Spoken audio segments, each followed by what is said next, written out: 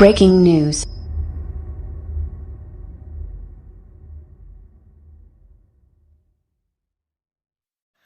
वैसा प्यालो ख़बरों जो सिलसिलो जारी। प्यालो भरिसां निज़ामानी जे रवासी नादिर हाफ़िज़ल मिंठार चनो ऐं ॿियनि असांजो रस्तो बंदि करण सां गॾोगॾु क़ब्रिस्तान ते कब्ज़ो करणु छॾियो आहे। इतिहाज करण ते नारी मुस्कान चनो जे अॻुवाट जो कूड़ो केस दाख़िल करायो आहे। मिस्किन आहियूं, नोटिस वठी इंसाफ़ कयो वञे।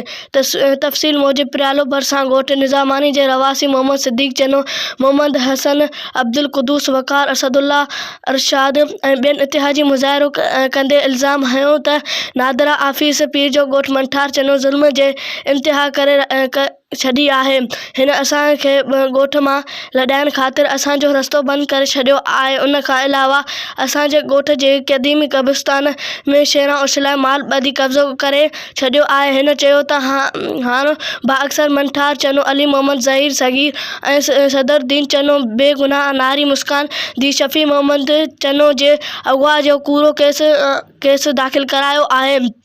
जॾहिं त नारी मुस्कान चनो हिन वक़्तु पंहिंजे माउ पीउ जे घर में आहे।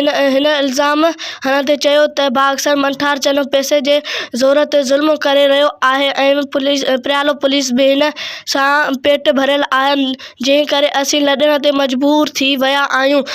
हिन आला अख़्तियारनि RPO सखर, DIG सखर ऐं SSP खैरपुर खां मुतालबो कयो त नोटिस वठी उन धरे जांच कराए बाअक्सर नादिरा आफ़ीस मंठार चनो ऐं ॿियनि ख़िलाफ़ क़ानूनी कार्रवाई करे असां सां इंसाफ़ करे तहफ़्फ़ुज़ फ़राहम कयो वञे।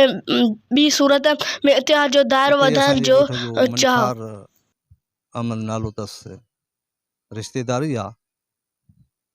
उन ॿारनि जी वॾी उते बेइज़ती कई ऐं पहिरियां त उन्हनि खां पैसा असांजो चवणु आहे त असांजी FIR कटी वञे ऐं कूड़ा जेके ड्रम आहिनि उहे हींअर बि सुबुह बि हिकिड़ो ड्रामो ठाहियूं, विया थाणे ते, चयूं त असांजी छोकिरी अॻुवाट थी। वरी ओॾो मोटी आया त वरी हिते दिला थाऊं भञी करे वरी जेको आहे त घुराए मीडिया खे।